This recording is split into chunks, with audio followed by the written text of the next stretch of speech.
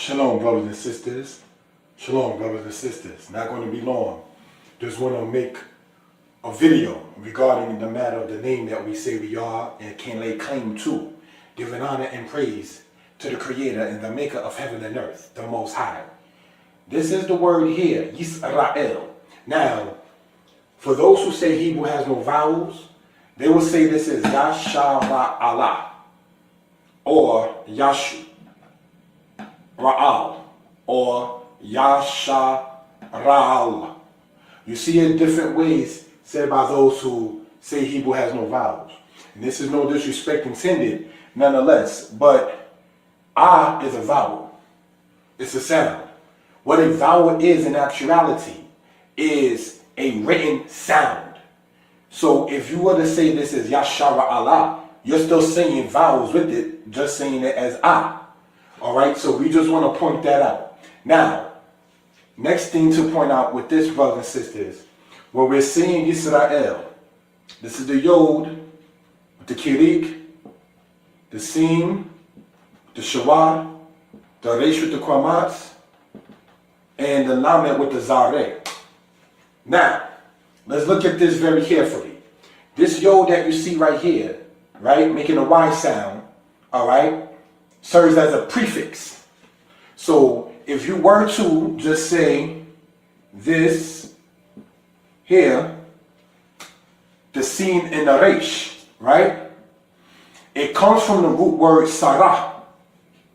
The word Sarah in Hebrew means to contend. All right? So we want to point that out for reference purposes. So now this Yod serves as the third person, the third person masculine, singular, future tense. Why do we want to point out, brothers and sisters, the aspect of it saying in future tense is this? Because this word here, El, right? It comes from the root word ayil. The word ayil, brothers and sisters, means to have power or to be mighty or to have strength. So that's something we want to point out in that particular regard. So what are we saying, brothers and sisters, in this particular case? Is this Yod, all right, serving as a prefix, showing the future tense of this root word here, meaning as stated to contend. And this one here, El, translated loosely by saying God, speaking of the Creator. Yisrael would mean, brothers and sisters, El, the Creator, will contend. That's what that means in that particular case. So many times brothers and sisters would say that Yisrael means Prince of the Power. In spirituality, perhaps. But if you want to talk about the aspect of literal meaning, or if you want to talk about the aspect of linguistics, as opposed to just spiritual aspect on why Jacob was given that name, this is what we want to point out in that particular case. Now, as stated, this is not going to be long. Just wanted to point this out for reason and purposes and so forth and so on. All right. We want to emphasize, as has been pointed out in other videos, that Yisrael is not from Isis, Ra, and El. That's something that was purported by Masons and people of that kind of nature to try to throw people off from the truth of what it is. You understand? It is not from Isis, Ra, and El. Isis is not even an Egyptian god or goddess. That's a whole other subject. We're not going to get too far into that particular aspect. And brothers and sisters, El, we want to talk about a little bit, if we will. All right? Let's look at that. Many times people say that El was a Canaanite deity and then say that the Israelites adopted it. Saying El, brothers and sisters, is no different than saying the quote-unquote loose term in English, God. You understand? So if somebody said God in 1604 and then somebody said God in 2004, one did not borrow it. We have to just know and understand, brothers and sisters, what the speaker or author is talking and conveying. All right? So as pointed out, this word here, El, comes from the root word, all right, Ayil, which means to be mighty or to have strength. In Deuteronomy, the 28th chapter, verse 32, you read La'el Yaderka, meaning no, speaking about power in your hand. All right, now, brothers and sisters, in the scriptures, before Ham came into existence, Ham is the father of Canaan, right? You had a person named Mahalalel, all right? And you have the word El in that man's name. So that's something we want to point out in that particular regard. You have Mahalalel, Mahalalel, all right? That's in the book of Genesis, all right? That was even before, brothers and sisters, Ham even came into existence, much less Canaan. So El, identifying power, mighty, so forth and so on, was already known among the people even before the Hamite dispensation came into the earth. All right, so we just want to point that out for reason and purposes. With that, shalom.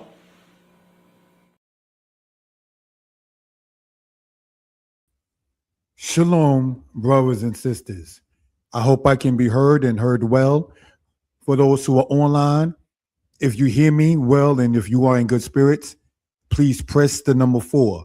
I apologize to the people who were on before, and then we had to start over, family, in that particular case. Nonetheless, brothers and sisters, again, if I can be heard well and people are in good spirits, we asking you to press, brothers and sisters, the number 4.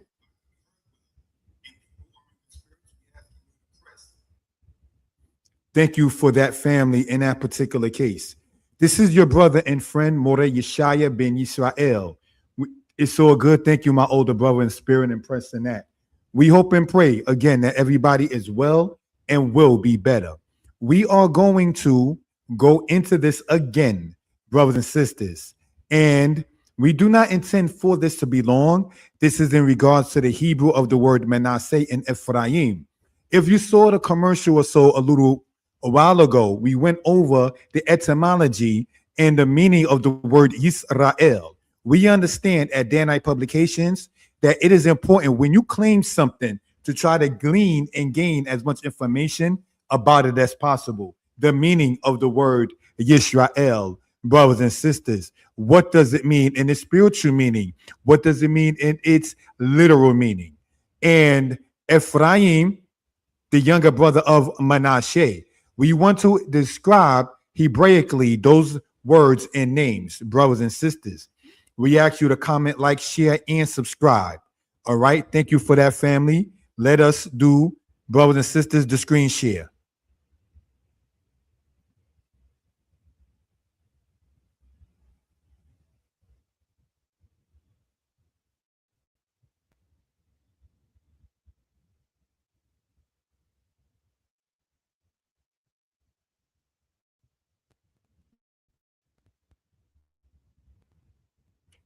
If this is able to be pulled up and seen, I should say be able to see it on my side.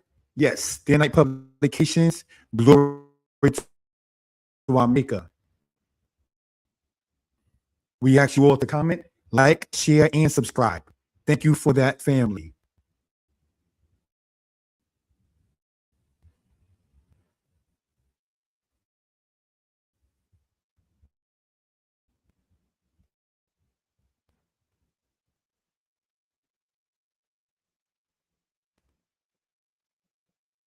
What we see right here, brothers and sisters, if we were to looking at all of this in the Hebrew, right, the laser pointer, remembering that Hebrew is read from right to left. We see here Menashe, the mem, the nun, the sheen, and the hey. Now, inside the verb matters, this is referred to as a PL verb stem. The PL verb stem generally is the intensification of the qual stem. There's the qual, which is the simple active, the nif'al, which is the simple passive, the PL, brothers and sisters, which in many cases serves as the intensification of the qual stem. Then the pu'al, which is the passive matter of the PL stem. Then there's the hif'il, brothers and sisters, which we're going to describe a little bit in this lesson, which generally is the causative of the qual stem. Then there's the hofal, said as hufal by many cases, which is the passive of the hifil stem. And then there is, brothers and sisters, the hitpa'el stem, brothers and sisters, in that particular case, which serves as a reflexive. Now, In this particular case, however, the word Manasseh being in the PL verb stem, we know and understand that this word means and is serving as the normal he feels stem, meaning one causing something to happen. In this particular case, it's maybe quote unquote in a regular matter. Inside of the qual stem, the word nasha, brothers and sisters, means to forget, right? Now, for those who know anything in regards with other matters of verbs in Hebrew, you know that the verbs that end with the letter hey, and remember, hey is the fifth letter. Also, the letter hey, brothers and sisters, serves as a feminine letter. Now, with verbs that end with the letter hey is deemed a lamed hey verb. So it is considered in many cases what many will call irregular. And by that, what we mean is its irregularity shows in its past tense. Katabti is deemed a shlamim or regular verb. All right. And in that, you have it to where you would say a'a'i, whatever the verb is. Shamarti, I observed. Akalti, I ate. Now, when you're dealing with verbs that end with the letter hey, as in nasha, to forget, asa, to do or to make, ra'ah, to see, its irregularity shows in the past tense. So instead of saying shamarti as a'a'i, you would say nashiti, which means I forgot. And we'll see that, brothers and sisters, when we get into the book of Lamentations in this presentation. So screenshots are welcome. All right. I can be reached at text or WhatsApp at 908-587-4841. Thank you again, my older brother in spirit. It's all good. And anybody else who is online, brothers and sisters, it is definitely appreciated. You could be anywhere else right now or later on, but you're currently or later will be listening to this, which is definitely appreciated. Now, brothers and sisters, if we were to look right into the scriptures and we go, if we will, to Genesis chapter 41, let us see, brothers and sisters, what we can ascertain in this particular case. In Genesis 41, verse 50, it says, shown in the blue right there, and unto Joseph were born two sons before the year of famine came, whom Asenath, the daughter of Potipharah, priest of On, bore unto him. And Joseph called the name of the firstborn Manasseh, for God have made me forget all my trouble and all my father's house.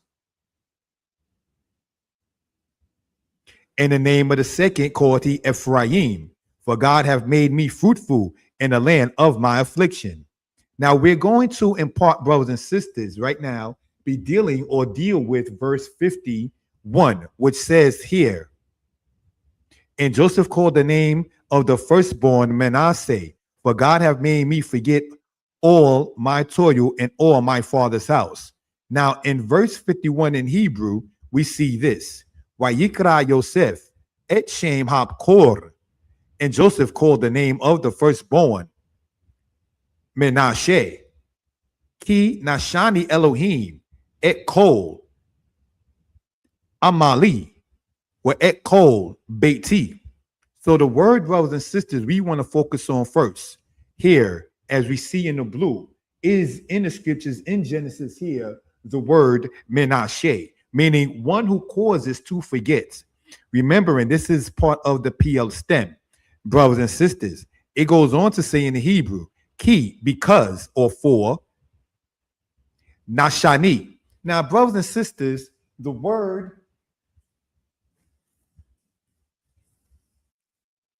nashani, brothers and sisters, means literally, he caused me to forget. Nasha, in this case, brothers and sisters, means just that. He caused me to forget. The ni part at the end of nashani, brothers and sisters, means me. All right. It serves in that particular case as a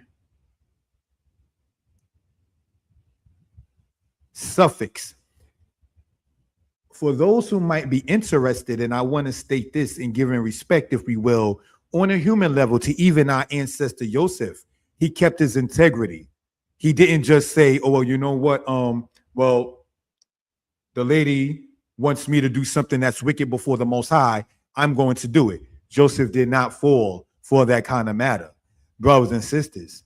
And when we look at this particular matter in this particular verse right here, we see that Joseph did not forget the matter of his culture, where he came from, his language, and so forth.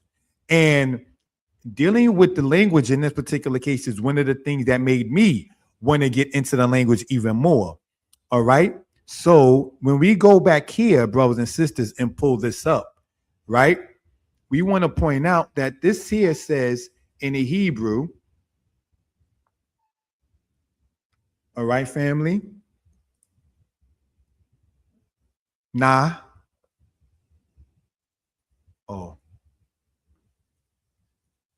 Nashani Elohim. Now, for those who've been following the channel and or who already know, Elohim is in reference and about the Most High, God. All right. So again, want to point that out, if we will, for reference purposes. Okay, so now, Nashani Elohim, God has made me to forget, or God has caused me to forget in that particular matter. All right. So if there's any questions or comments, please feel free to put within the chat. The next thing, brothers and sisters, we care to go over comes, brothers and sisters, from the book of Lamentations, if we will. We are going to go to Lamentations chapter 3 in the Hebrew and see what it says. All right. Lamentations chapter 3, verse 17. And let's see what we can ascertain in this. And my soul is removed far from peace. I forgot prosperity. So what is this saying when we go into the Hebrew? Watiznak, mishalom nafshi. Now, let's look at this word real quick. Nafshi, meaning my soul or my body. Brothers and sisters, it comes from the word nefesh, all right, which means soul or body in that particular case. So nefesh, meaning that is regulated as what they call a segolit noun. All right. So to show the possession of many nouns in the first person or in the first possession, if that's the correct term, my whatever, my hand, my soul, my body, my foot, my knee, etc., is usually ending with the E sound. Yad is hand, Yadi is my hand. Nefesh is soul, Nafshi is my soul. All right. In that particular matter, if we will. So now let's look at this. That's what we see in this particular word right here, nafshi. Then we see here, nashiti toba. This is in Lamentations chapter 3, verse 17. So in this, we see nashiti, I forgot. Now, in the English, for whatever reason, it says prosperity. But we know, brothers and sisters, that the word toba also means good. All right. So just wanted to point that out. It may not, and I say this in no disrespect, may be the happiest of examples to show, but we do want to show the linguistic matters of the language in this particular case. All right. So let's pull this back up, and we want to show this by saying Nashiti Toba. All right. Look and say added in that particular case, if we will. Now, brothers and sisters, let us continue in this particular matter. This right here, we see comes from the book of Isaiah, chapter 44, verse 21. The next part we see as Yisrael lo ti nasheni. So let's look at this, brothers and sisters. All right. If we were to go to Isaiah, chapter 44, verse 21, remember these things, O Jacob and Israel, for thou art my servant. I have formed thee. Thou art my servant, O Yisrael. Thou shouldest not forget me. Brothers and sisters, very real on this channel. But I'd like to point out that we just read a mistranslation. Here's what it says in the Hebrew. It says, Zakar ele Yaakov. Remember these things, Jacob, when Yisrael and Israel, ki abdi ata, because you are my servant. Now let's look at this word here, abdi, my servant. It comes from the Hebrew word ebed, which means servant. But remember, we just talked about in nouns and showing a possession of something.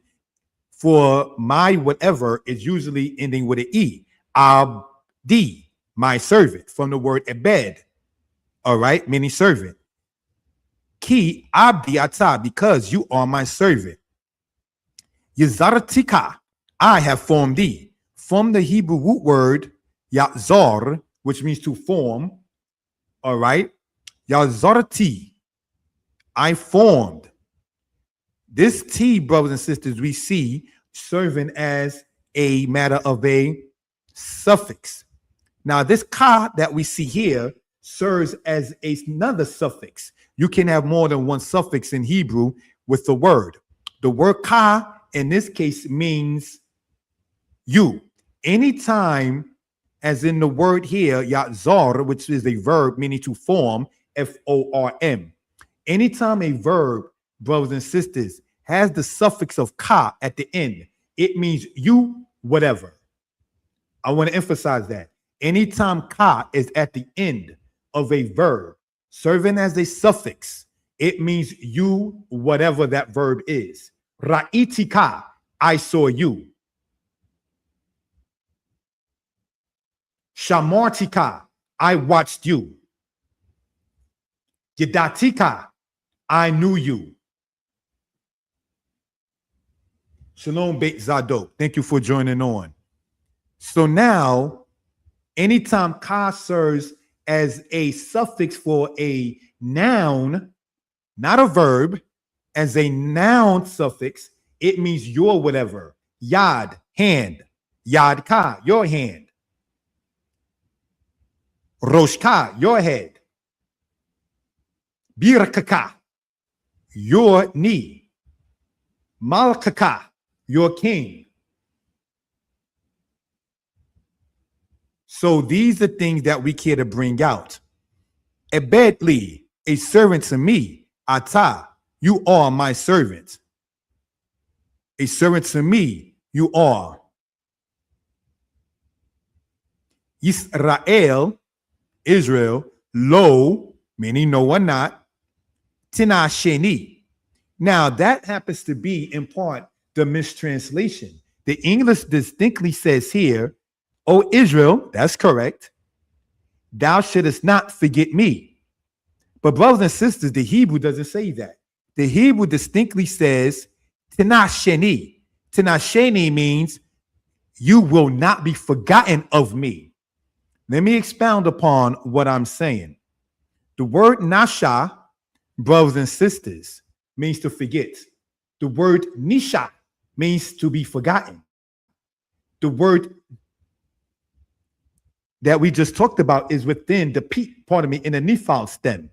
The nephal, as we went over a couple of minutes ago, generally serves as the passive of the qual. So if nasha, nun, shin, hey, brothers and sisters, is inside of the matter of the qual stem, the same way the nephal, nun, shin, hey, said as nisha, serves as it within its passive. Let me explain.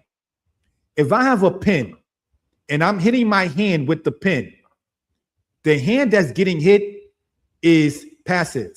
The pen is active. So that's how we can know the distinction between, say, active and passive.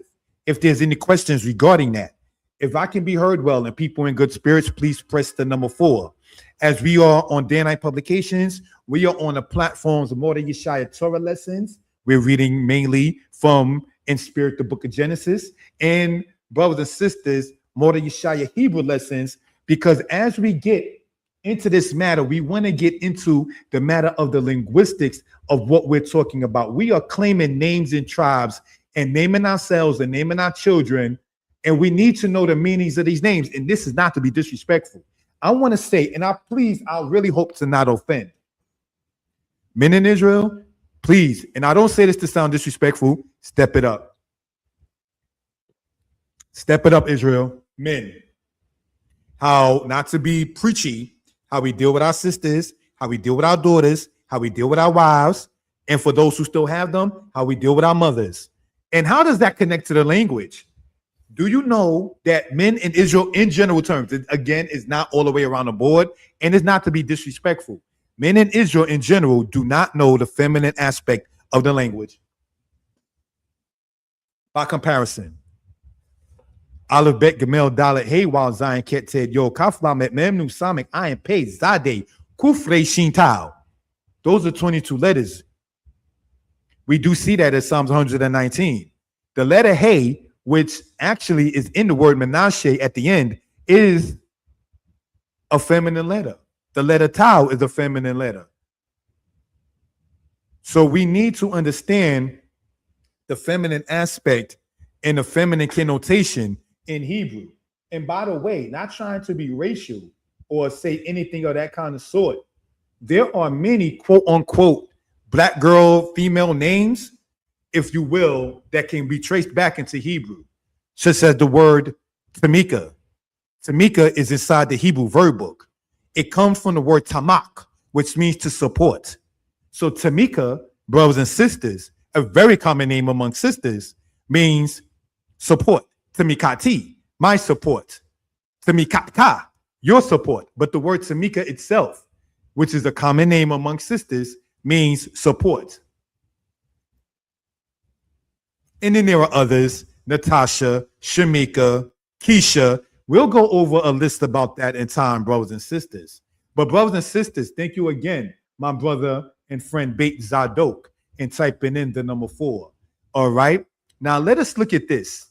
So now, if this is saying in Hebrew, right?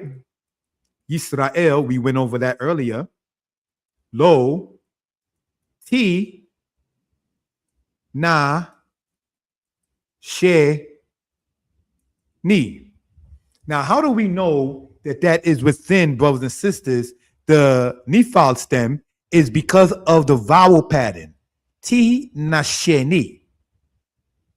Remembering that the word that we're talking about in root is nasha, and it ends bold, not bold, right? With the letter hey, by default is deemed a lamed hey verb. And in it being a lamed hey verb, brothers and sisters, we might see the hey dropping out in its conjugations. All right, so just want to point that out. This ni, brothers and sisters, all right, that we want to show in this dark mustard kind of color, all right? Bold, not bold, bold, not bold. Let us enlarge this one for a reason to talk about it. What you have just seen enlarged, brothers and sisters, serves as a suffix, meaning me. Ra'ani, he saw me. Shamrani, she watched me.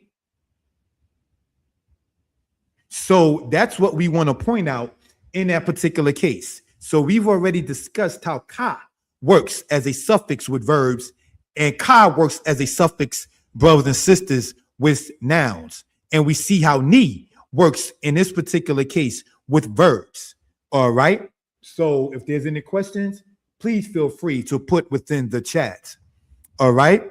Here we see, brothers and sisters, right, in this particular case, Yashe Laka. All right.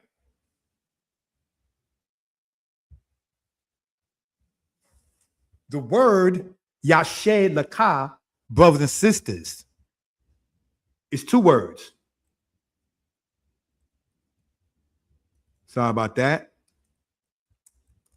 Laka means to you or for you. All right, in that particular case. So now when we say, or we look at Yashe, is the word we're going to show bold, not bold, bold, not bold. If we will, let's enlarge this. Well, I enlarged it too much. If we will, right? And let's see what we can ascertain in this particular matter, right? Let's go to the book of Job, chapter 11, brothers and sisters, and see what we see in this particular case. All right. Job chapter 11 in the Hebrew, and let's see what we can see in this. The verse 6 says, and that he would tell thee the secrets of wisdom, that sound wisdom is manifold. Know therefore that the Most High exacteth of thee less than thine iniquity deserveth. So let's look at this, brothers and sisters. The Hebrew says, Ki Yashe Laka Eloha. Eloha, in many cases, in the book of Judges, pardon me, in the book of Job, brothers and sisters, is how God is said. Elohim, in many cases, throughout the scriptures, and Eloha throughout the book of Job. So let's look at this. Ki Yashe. This is within the he feel stem. And what does it mean? About exacting, about laying upon, brothers and sisters.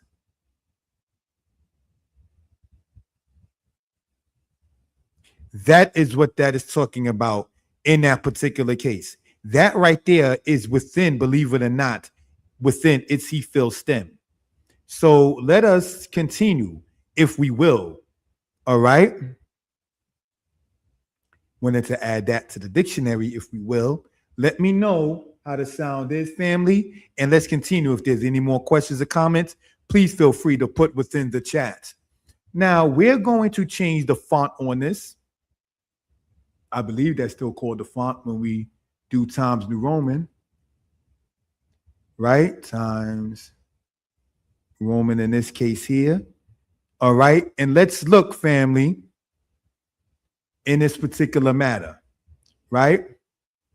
What do we see here in the Hebrew? It says the Hebrew word hifra.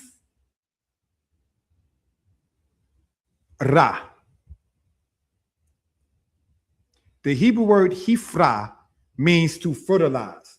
This too, brothers and sisters, is, believe it or not, a he-filled stem, if we will. All right. Now, when you fertilize something,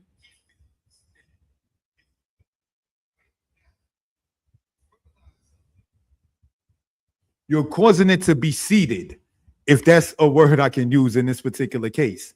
All right. So now, Ephraim, let us go back, if we will, brothers and sisters, into Genesis chapter 41.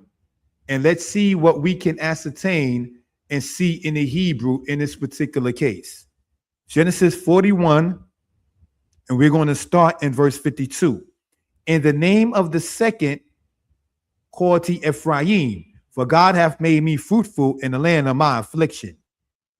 We'et Shem Hasheni, in the name of the second, Quara Ephraim. Quara means he called. Brothers and sisters, that happens to be a Lamed Aleph verb inside its said irregularity. Ephraim. Now, it says, in continuing, Ki Hifrani Elohim. If we want to point something out, if we can, right? The patriarch Joseph, in naming his children, shows that he did not forget the Most High. He named his children based upon deeds that had happened from the Most High in Joseph's life, the things that the Creator has shown him in his life. So it shows a high spiritual matter in regards on how he named his children. Now in here it says, Ki Hifrani Elohim be'eretz ani.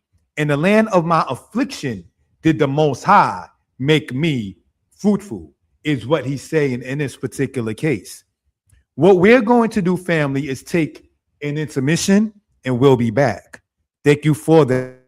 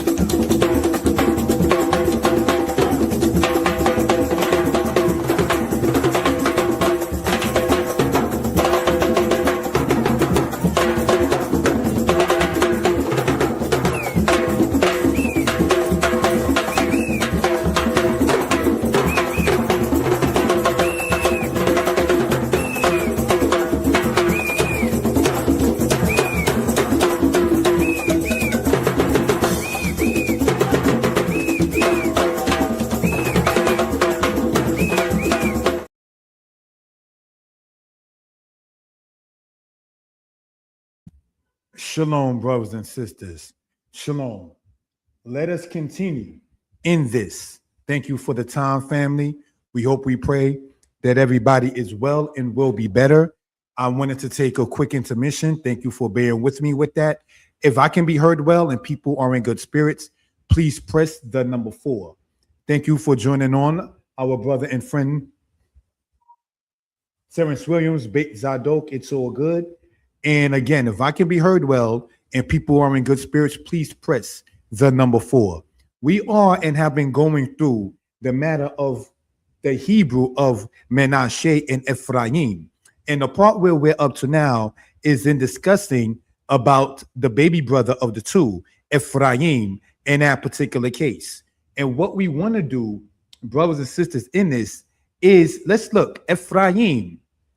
The word we see here, all right, we want to get into some Hebrew linguistics as we are on the platforms of Mordeh Yeshaya Torah Lessons, and we are on the platform Mordeh Yeshaya Hebrew Lessons. Let us look at this. We have here the word pare, which means be fruitful, brothers and sisters. Then we have here, brothers and sisters, the word Peru, which means, brothers and sisters, be fruitful. So what is the difference, brothers and sisters, if we were to put all of this in the same matter of the Times New Roman thing? What is the difference between pare that we see here, brothers and sisters, in Peru that we see here? Is that one is for the singular and one is for the plural. So when you say Peru, as we see in the book of Genesis chapter 1, right?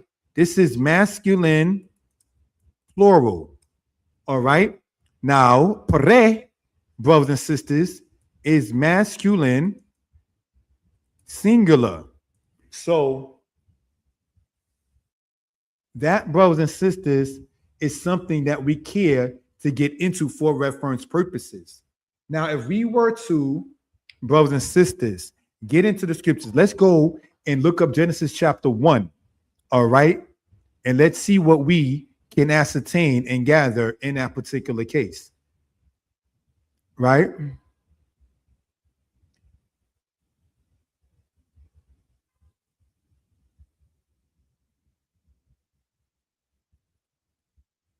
If we were to go all the way to Genesis chapter 1 in this manner, right? 17, 16, 15, 14, 9, 8, 7, 6, 5, 4, 3, 2, 1.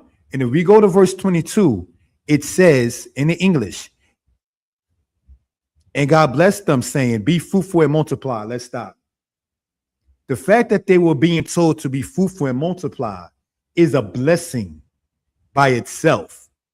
And fill the waters in the seas and let fowl multiply in the earth.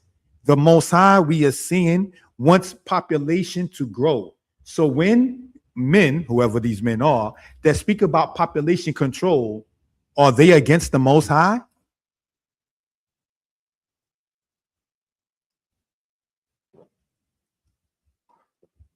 If we take what's written in the book of Joshua as accurate, one of the reasons why the flood came in the days of Noah is because, not to be sexist, some of the women were saying they didn't want to produce babies because it was going to take away from their figure.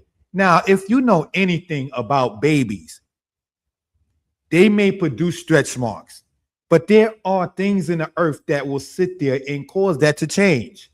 I know of women who gave birth, and you wouldn't know they gave birth sometime later on, less than a year later, because they about putting that work in. Proverbs talks about the woman that is of virtue in Proverbs 31. It says what? She eateth not the bread of idleness. Now, personally, and I don't mean to sound ignorant, please, I don't understand why a woman would want a child. I hope I'm not going to lose subscribers, LOL. I hope like this brother's an Israelite and he just read, be fruitful. What I mean is this, I'm a brother, I'm a man, I'm a male. I do not have a cervix. Ainli mebusha. I do not have the female organ. Ainli rechem. I do not have what a female has. And there are Hebrew words for the vagina, which is the word rechem, or mebusha, we see in the book of Deuteronomy. All right. So looking at it like that, brothers and sisters, not having those organs, I used to be puzzled. Why is Rachel not the happiest not having a child? Why is Sarah not per se the happiest in not having a child? Why is there a conflict between Hannah and Penina in the time of the book of Samuel for one having a child and one not? Well, Elkanah was able to tell who became Samuel's mother. Am I not better to thee than 10 sons? Which shows you the character of us as men and how we should be. But brothers and sisters, and then I spoke with females, and I mean, being quite candid, it's natural for a woman to want a baby. I will never understand that. See, this gets into the matter of glory to the Most High. His ways are unsearchable. You are male. You may not be blessed enough to understand the work of the Most High, or why somebody will want seed within one and to push a baby out that might grow up to be, if anything like me, a little boy that you want to pluck in the forehead. LOL. You understand, growing up. And so when it says that his work is unsearchable, me not being a female cannot understand and search out the matters of why a female, the creation of the Most High, would want one, but everything is is perhaps not made for you to understand. You understand? Know your role, know your place, and do your best.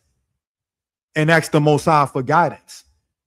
Things that are above thy head, do not search out, is what our ancestors also said.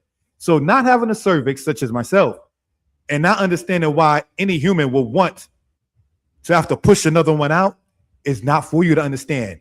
That may just be for the creator and its female creation to understand. Know where your place is at. Humble in that particular matter. So these are things, looking at it, what I ascertained in that manner. And as our brother Terrence wrote, yes, they are against TMH. For those who are seeing, TMH stands for the Most High. People into, quote, population control and endangering animals, and like the dodo bird also, for instance, and things of that kind of nature, that is against the Most High. The children of Israel are not even supposed to be counted when you read in the scriptures. So when they take your name at birth, and then they match it up with their social security number that they gave you, and then they put it inside of a computer, inside of what they said is some state in the East Coast, and every person is tracked inside the United States as it is. That right there is ridiculous. There was, for decades, no form of, quote unquote, true privacy. You want to know why people saying you get weird spam calls? They all in your business already.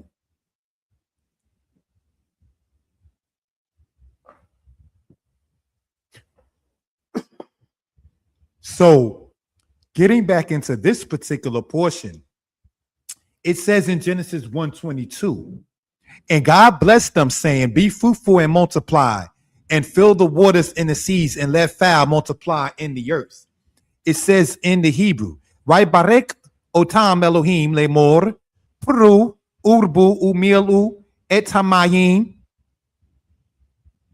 bayamim wa'of yi reb ba'aretz. And there was evening and there was morning, a fifth day. So brothers and sisters, when we get into this kind of matter, we see about the Peru, which means being fruitful. You understand? And when we pull this back up, brothers and sisters, what again can we ascertain?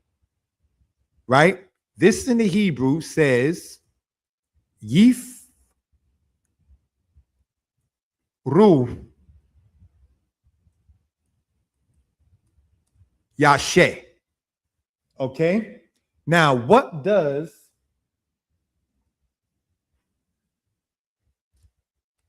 that mean?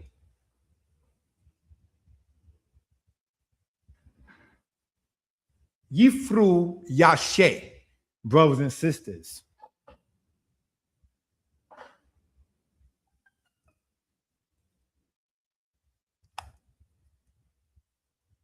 It comes from the word para, as we've been going over, brothers and sisters. But we want to show, because I wanted to find my notes where it was at, in Isaiah chapter 45, brothers and sisters, if we will. Let's see what we can ascertain in this particular case. Isaiah 45, right? And we're going to read in verse 8. And it says, drop down, ye heavens, from above, and let the skies pour down righteousness. Let the earth open that they may bring forth salvation, and let her cause righteousness to spring up together. I, Yah, have created it.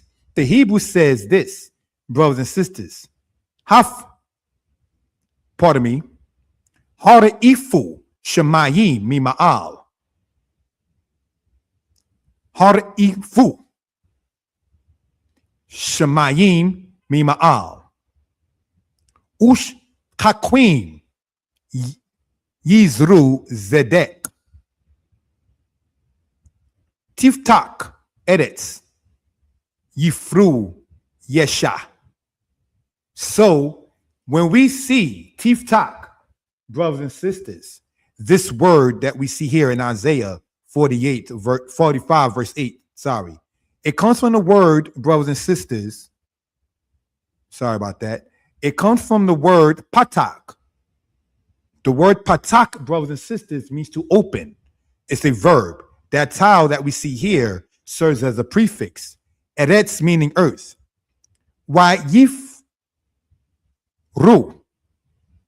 Remember, we just went in Genesis and read the word.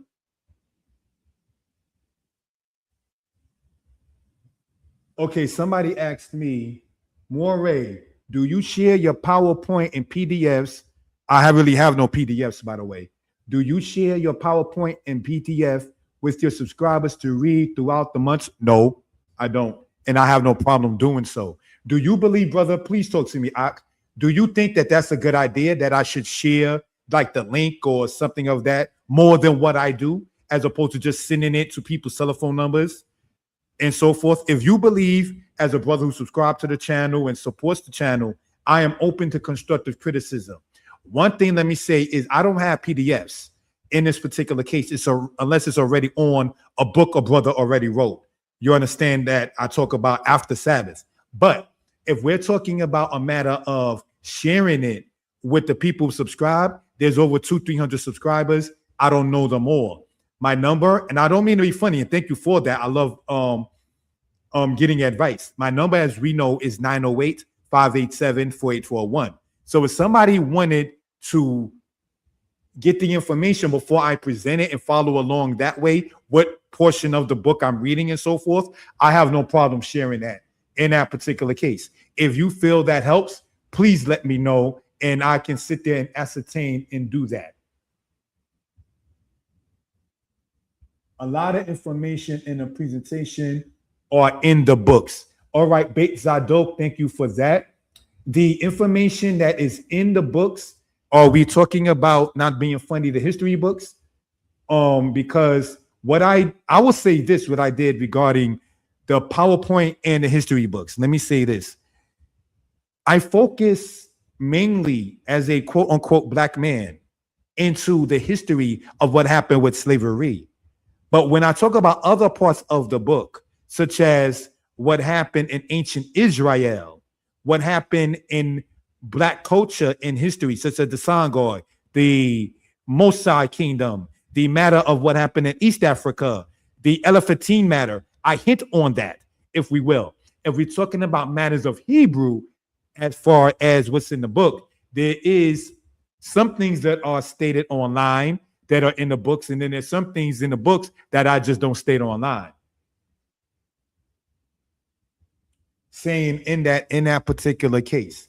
All right. Now, one thing, Beit Zadok, and I thank you for your comment, that I know I harp on because when I watch the videos again and again after I've done it, is not to be sidetracked from the Hebrew lesson today, the Anthony Johnson matter. You are not going to sit there and say that a black man was the pioneer of American slavery. In each of the history books that I talked about that, I use different references to show, not being redundant, on how there's no way a black man was a pioneer of American slavery. I've been asking that question for 10 plus years. How did he get the legal standing to be a slave master in Virginia in the 17th century? Passing away in 1670. And a property that his family did have was then confiscated by the government of Virginia. So much for him being what they tried to make him out to be, huh? The new book is a great beginner. Thank you for that. Are you speaking about the book that I did called Hebrew Couples Remastered? That's the newest Hebrew book. In that particular case, a lot of vocabulary in that. The Hebrew is Easy series as well. Thank you for that as well in that particular case, brothers and sisters. All right. Yeah, the Hebrew for Couples has a picture of a man and a woman on the front of it, and is prelated and predicated on speaking about matters between males and females. All right. Again, we males need to learn the feminine principles of the language. I don't know all Israelites, but there are perhaps, and I say perhaps, not that I need to even say this, not trying to be disrespectful. More women know the masculine matters of Hebrew than say men know the feminine matters of Hebrew. We have to pick your teacher and let's get the ball going. All right. Now, when we get back in Isaiah chapter 40, thank you for the conversation there, family. When we get back in Isaiah chapter 45, verse 8, the part that we're talking about that connects to this particular PowerPoint, when it says, which we're going to show here, right?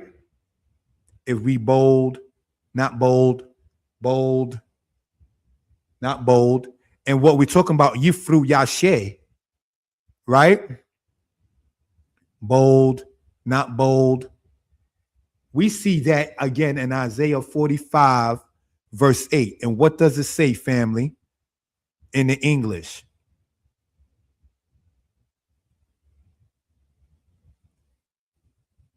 Let the earth open that they may bring forth salvation.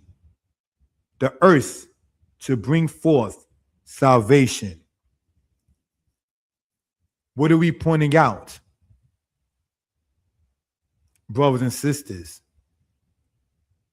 Salvation can come from the earth. The Hebrew word Yesha, which is part of my name, as in Yeshaya, Yah is salvation, in part comes from the creation of the Most High, the earth. Vegetation comes from the earth. Health comes from the earth. We, as humans, came from the earth, brothers and sisters. Like dust you are, and to dust you shall return. And so, looking, if we will, brothers and sisters, at that, this is something we can ascertain. I would like to point something out, family, in this as well. Earth is considered, in the Hebrew understanding, inside of the feminine. This is why we see here, Tiftak Aretz. That tau that we see there in the blue serves as a feminine matter. The earth is deemed feminine in Hebraic thoughts because from the earth grows things. From the feminine principle in Hebrew, things and how you get creation started. You cannot have the creative principle in Hebrew without the feminine principle.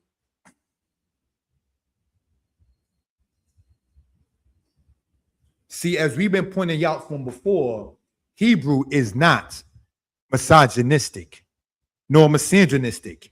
It is not about the hatred of females, nor is it about the hatred of males. And since, brothers and sisters, it is not about the hatred of any gender, we have to get along one with another if we want to be in line with the earth itself. So let us look and go on in this, brothers and sisters. All right? It goes to say in the Hebraic matter. Looking at this PowerPoint matter here, it says, Wehif reti otka. All right? And it says, Wahif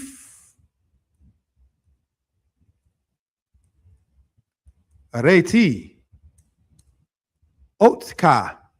Now, otka, brothers and sisters, all right, is inside the matter of Hebrew is Easy Volume 2 for those who are interested. And this sirs that we see here, bold, not bold, bold, not bold. If we look at this word here, brothers and sisters, bold, not bold, bold, not bold, it serves, brothers and sisters, as one of the pronouns meaning you. This you is not you as in you are. This you is just you. This called, brothers and sisters, the object pronoun, if we will. All right, so let's look.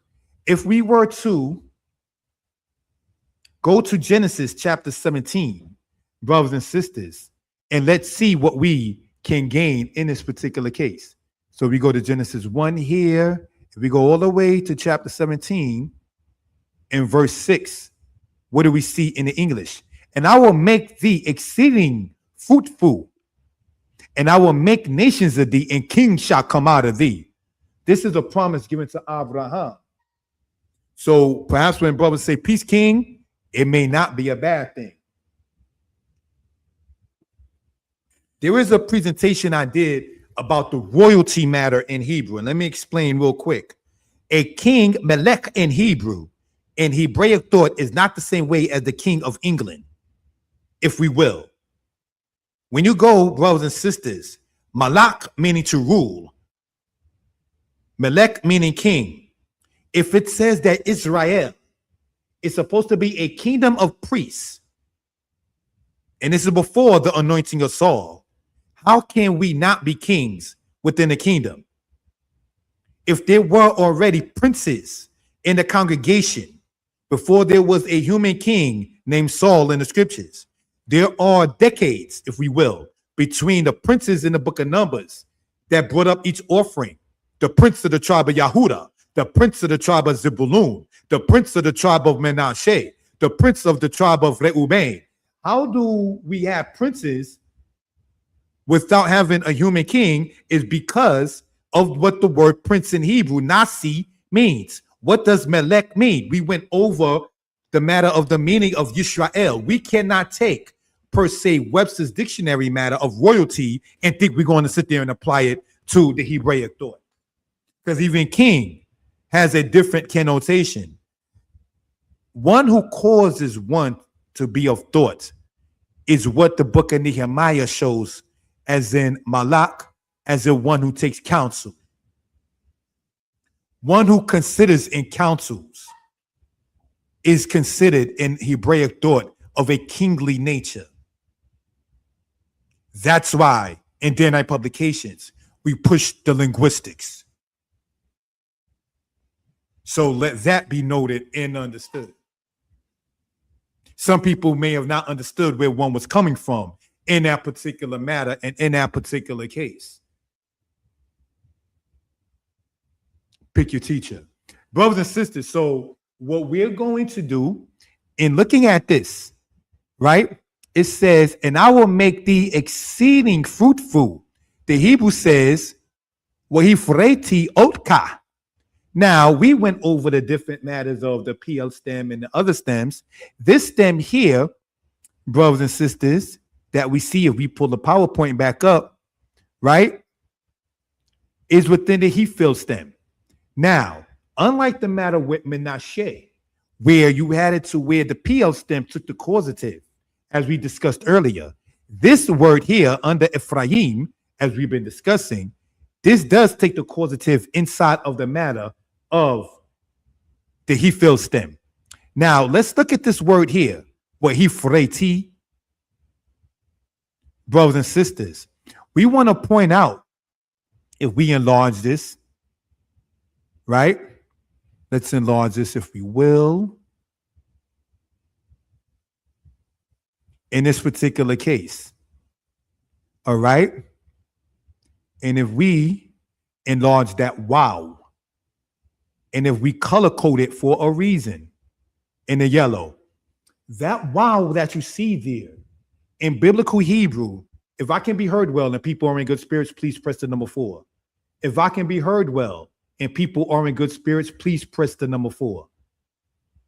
Thank you for that, family. What you see there shown in the yellow shows this to be what is considered and understood as the wow consecutive. The wow consecutive, thank you for that, Beit Zadok. The wow consecutive in Hebrew, in biblical Hebrew, shows it to where a normal past tense word is thus translated into the future tense. And a normal future tense word is translated in the past tense. This is called in biblical Hebrew, wow hakipuk, also understood as the wow consecutive. And in this particular nature, we see this throughout the matter of the scriptures. So what are we saying, brothers and sisters? This T that we're going to show here, brothers and sisters, in the red, is a suffix. The T, when dealing with verbs, and remember, a verb is an action word, right? It means I whatever. Ra'iti, I saw. Shamarti, I watched. Akalti, I ate. Shatiti, I drank. Kashabti, I thought. Yadati, I knew. Well, Hifreti means I caused to be fruitful. Now, that is normally a past tense word if you get rid of what you see there in the color-coded yellow. That serving as a prefix meaning and, A-N-D. The conjunction in Hebrew is connected to the word it shows its connection with. Wa-ish. Not wa-ish, as in and a man. Wa-isha, and a woman. Not wa-isha. All right, so I just want to point that out. Now, Hifreti, that word by itself, right? Thank you for pressing 4, joy, full, and high back to you, if you can hear me. Thank you for that. If we look at this here, right? And let's show this, if we will, in green.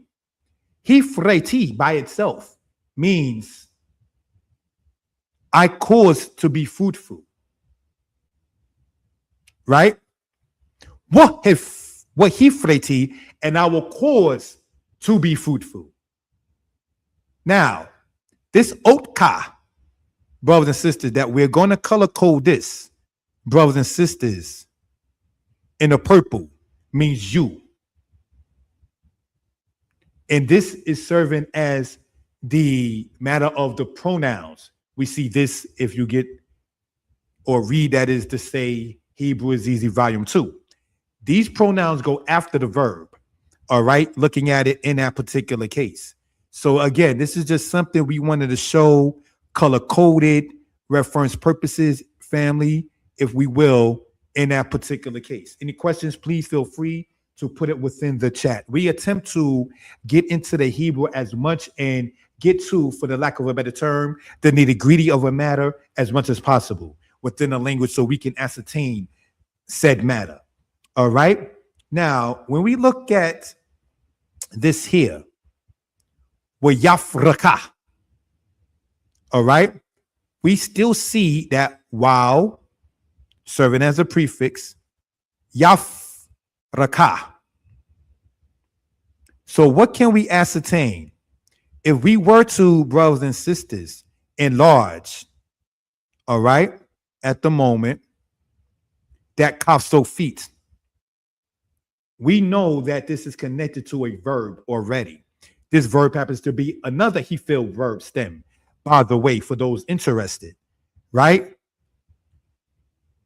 Anytime ka serves as a suffix with a verb, it means you. Anytime ka serves as a suffix with a noun, it means your. Ka as a suffix. When you subscribe, and I'm asking you to subscribe to Mordeh Yeshaya Hebrew Lessons, there is a lesson on there called Ka, the letter Kaf serving as a suffix. All right. As a matter of fact, hope I'm not doing the most. Let me see if I can pull that up in this YouTube matter, if we will. Right? Kaf as a suffix, if we will. Thank you. Kaf as a suffix. And let's see what comes up, brothers and sisters. All right, Mordeh Yeshaya Hebrew Lessons. I'm going to, all right, family, put this into the chat, if we will. Kaf as a suffix, asking you again to subscribe to the channel, right? Thank you for that.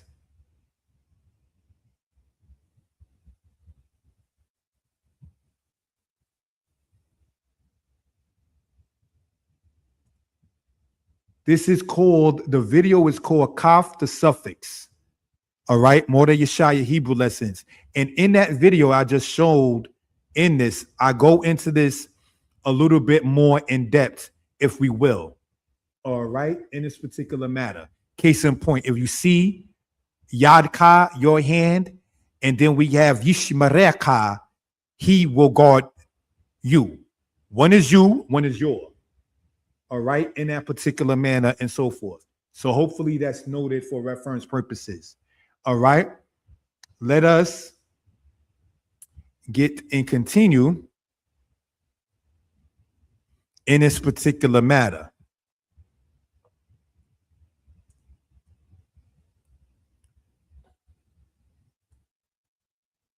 With Yaf Rakah. Now let's go, brothers and sisters, and let's read in Genesis 28 in the scriptures. All right. We are going to go to Genesis, right? 28.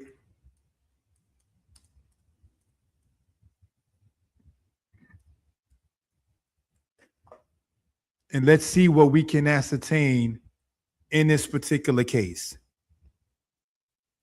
It says in verse 3, and God Almighty bless thee and make thee fruitful and multiply thee, that thou mayest be a congregation of peoples. Now, I would like to point something out. In verse 1, it says, and God called it says, and Isaac called Jacob. This is after Genesis chapter 27.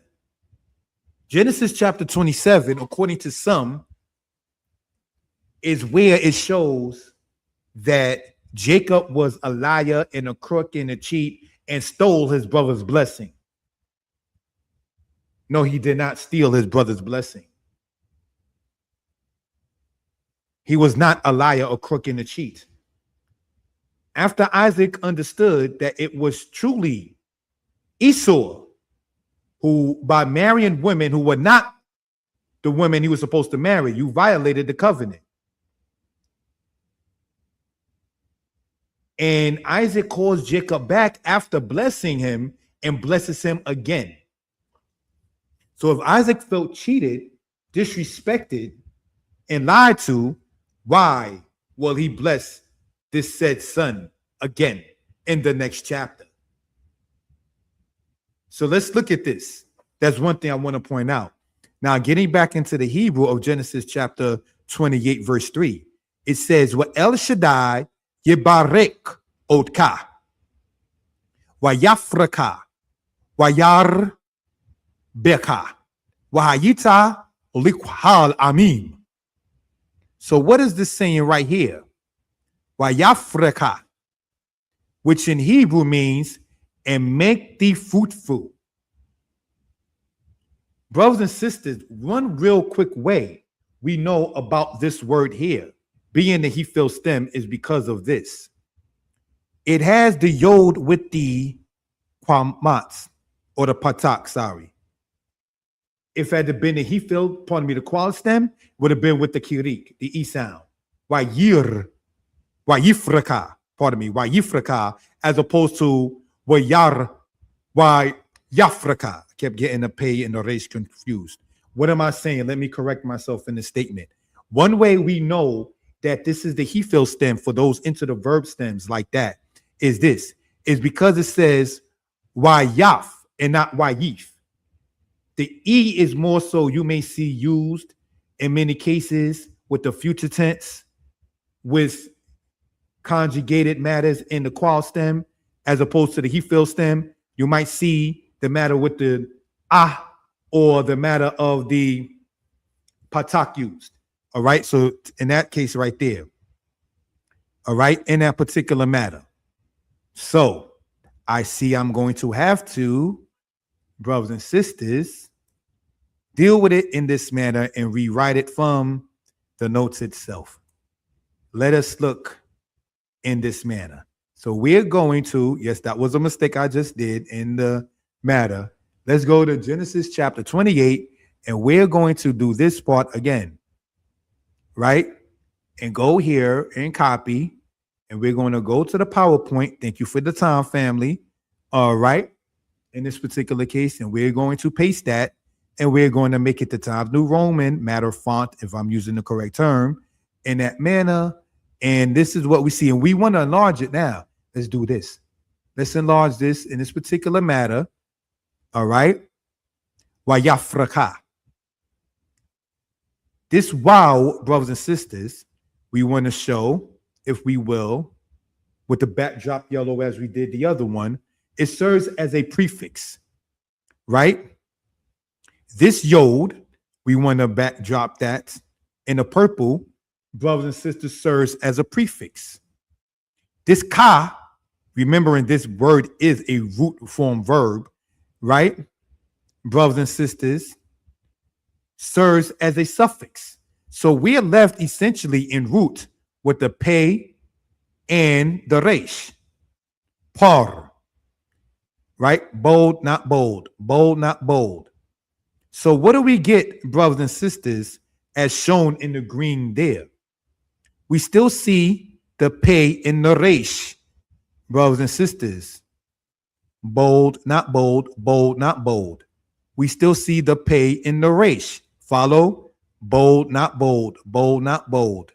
We still see, brothers and sisters, the pei in the resh. Bold, not bold. Bold, not bold. Do we see how easy Hebrew is? Do we see its patterns say matter as far as the language is concerned? Any questions? Please feel free to put in the chat, if we will. This wow, brothers and sisters, as the one shown above it with the yellow, in biblical Hebrew, as we pointed out, is called the wow consecutive, if we will, brothers and sisters. All right.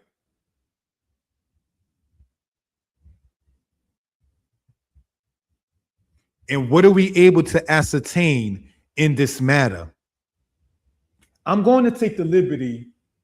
I'm not going to say who, but somebody, not sure if they still there, sent me a text message saying, "Was in your class as joyful, cannot grasp anything." Let me say this to that family in regards with that.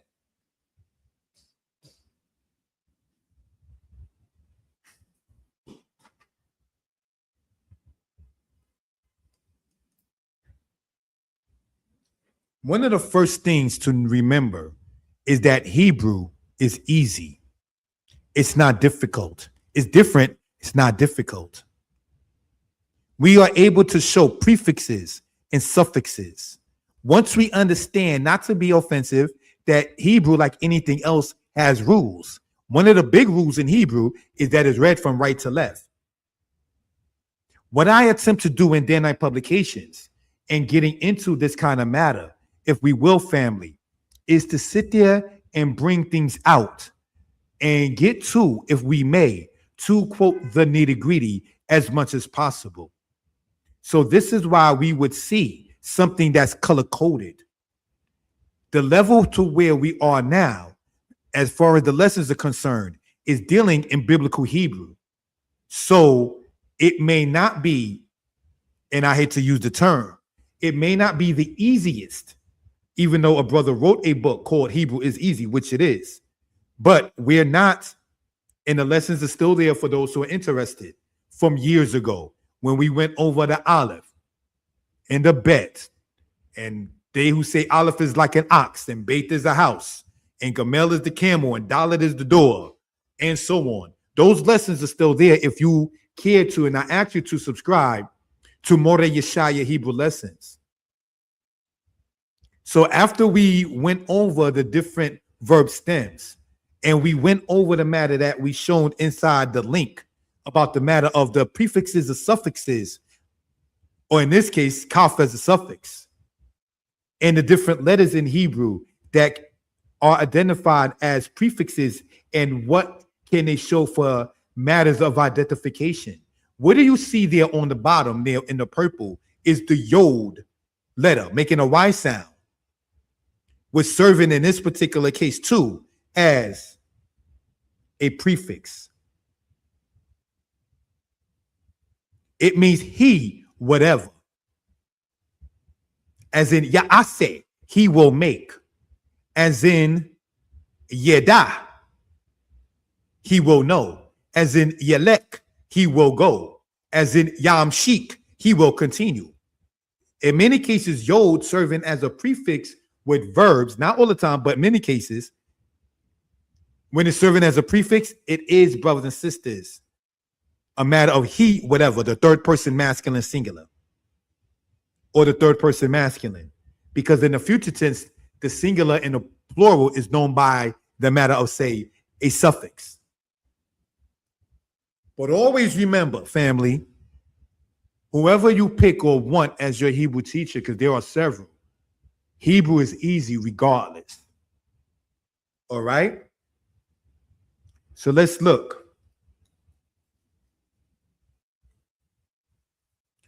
Cause thee to be fruitful. The he fill stem serving as a matter of a prefix, if we will. All right? We're going to, family, all right, put all of this in a different size, if we will, right? And let us look, brothers and sisters, at Genesis chapter 4, verse 3. And let's see what we can ascertain in this. Hebrew is easy, the easiest Semitic language to learn. Understood, my friend.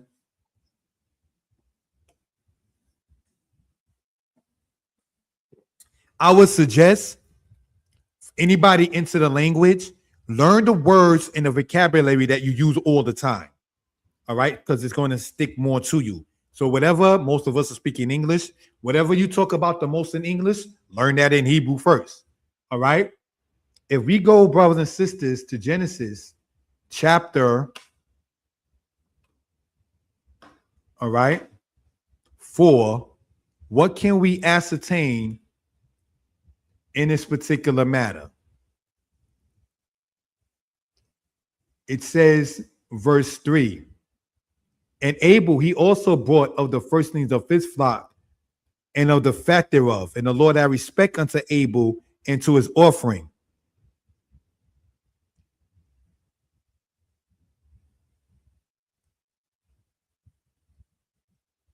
Chapter 4, verse 3. I'm sorry, not chapter 4, verse 4. I said 4, verse 3, but I read the 4th verse. Sorry. Chapter 4, verse 3. And in the process of time, it came to pass that Cain brought of the fruit of the ground an offering unto the Lord. Wayar mekwetz yamin. Wayabe chwayin mi pri ha'adama. Minka layah. Now, let's look at this word here. of the fruit of. The word peri means fruit, like the actual fruit, like a banana, an apple, etc. All right. So, what can we ascertain in this matter? We want to enlarge this, if we will, right?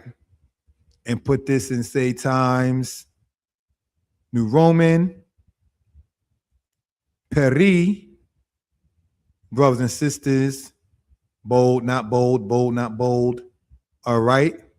Drop color that inside of the green. We have that peri means fruit. This mem, we're going to drop color that in the yellow. Serves as a prefix.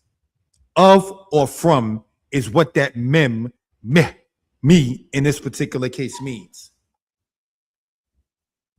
All right. So when we deal with this channel, we're dealing with the matter saying of what is said, as well as, brothers and sisters, what is written holds the same weight. All right. So peri itself means fruit. Para, the verb, means to be fruitful. All right. Want to point that out. So mipri means of the fruit of. So let that be noted for reference purposes. So if there are any questions or comments, let us get into this right here. It says essentially Manasseh. And what does this mean? It means one who causes to forget. What does, brothers and sisters, Ephraim mean, brothers and sisters? It means, brothers and sisters, sorry about that. Just trying to put that there in that particular case, and it's not working on that matter.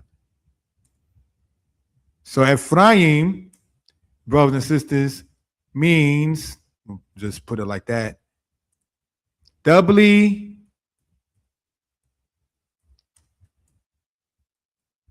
fruitful. That's what Ephraim means. How do we know that? Para means to be fruitful, as we see here, said as pare, as in the command form. Bold, not bold, bold, not bold. All right, we're going to color code that part inside of the blue. No, we're not. We're going to color code that inside of this gray matter in this, and for whatever reason, it's not taking to the pay. Now it is. Let us enlarge this matter. All right. Pay, resh, and hey. If we put it and show it enlarged, and I need the pay to work with me in this particular case, right? Pare, from the word para, the verb means to be fruitful. Okay, family? So now we showed it with the Hefil stem. We went over the matter here with Manasseh in the different stems from the Hefil and the Piel and the Nifal and so forth. If there's any questions, again, brothers and sisters, I can be reached at the number you see there. That is 908-587-4841. 908-587-4841 in that particular matter. So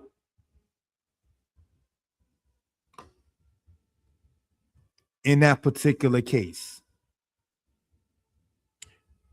family, as we begin to look at this and close out, we hoping and praying, having been online for almost an hour and a half, that everybody is well and will be better.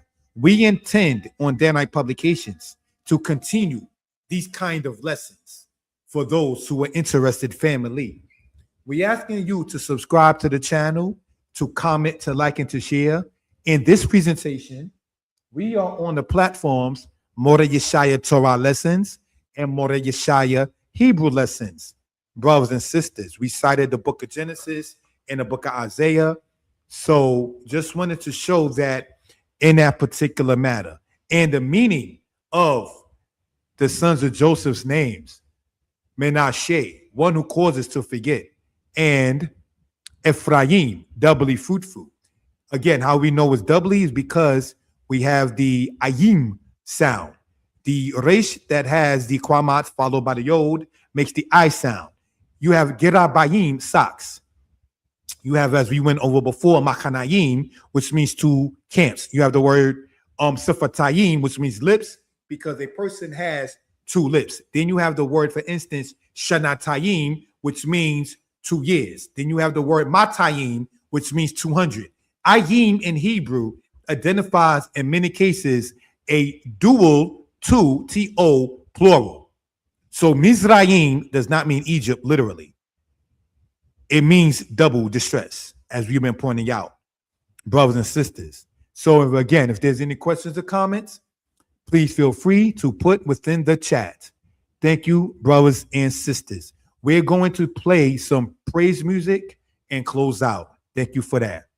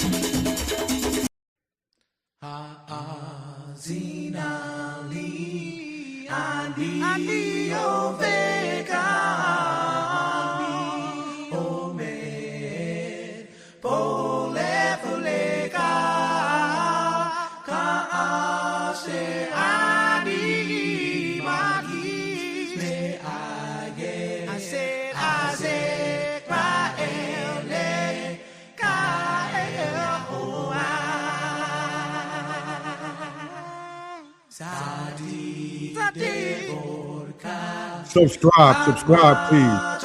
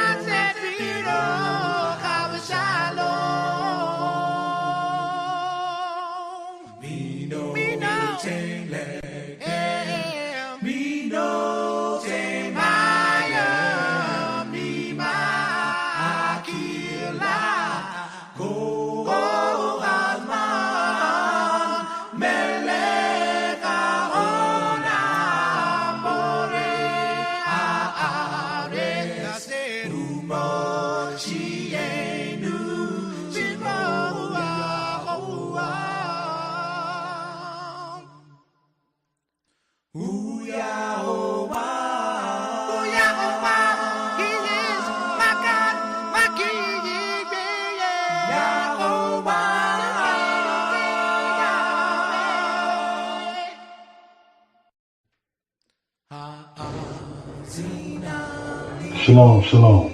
Giving honor to the Creator of heaven and earth. I want to go over this, not going to be long. I want to go over verb and noun. Let us look at this, brothers and sisters.